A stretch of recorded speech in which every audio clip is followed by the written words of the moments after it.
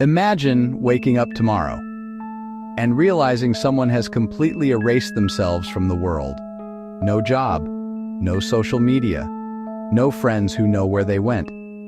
Just an empty apartment and silence. For investigators, this wasn't fiction. It was a digital ghost story. A man who vanished behind encrypted identities, anonymous networks, and hidden servers.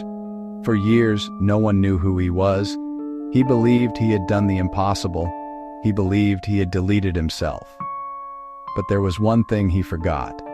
Data never truly dies, and one forgotten digital trace would eventually expose the ghost behind one of the most notorious hidden networks in internet history. In the early 2010s, the internet was evolving fast.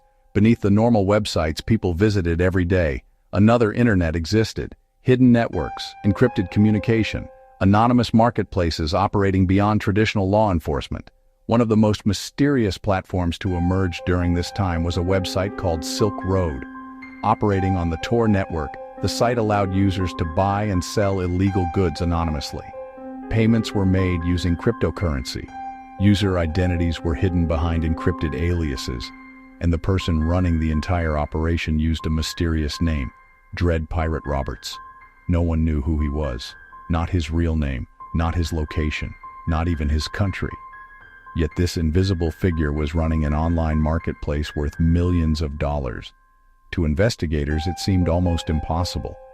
Whoever created Silk Road had designed it carefully, layer after layer of anonymity. It was a digital fortress, but every fortress has cracks. As Silk Road grew, law enforcement agencies began paying attention. The scale of the marketplace was impossible to ignore. Thousands of users, millions of dollars in transactions, illegal goods moving across borders through encrypted networks. Investigators from the FBI began tracking activity connected to the site. But there was a problem. The entire platform operated through Tor.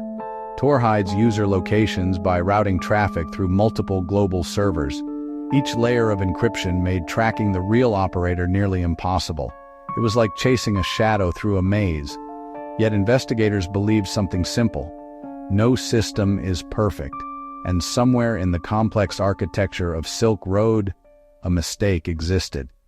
The mysterious operator behind Silk Road had spent years building anonymity. But like many digital masterminds, his earliest mistake happened before the system became sophisticated. Long before Silk Road exploded into global headlines, a user had posted on an online forum asking a simple question. The post was about launching a hidden marketplace on the dark web. The username? Altoid. And in that early message, the user wrote something unusual.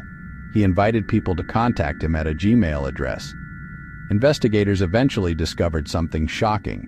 That email address had been linked to a real name, Ross Ulbricht. At the time, the clue didn't seem like enough, but in digital investigations, small clues grow into powerful leads. Once investigators had a name, they began watching carefully. Ross Ulbricht appeared to live a normal life. He was educated, soft-spoken, interested in economics and technology. Nothing about him screamed criminal mastermind. Yet investigators began connecting digital patterns, online activity, forum posts, server interactions. Eventually, they traced the hosting infrastructure of Silk Road to servers located overseas. But accessing those servers required something investigators desperately needed: proof.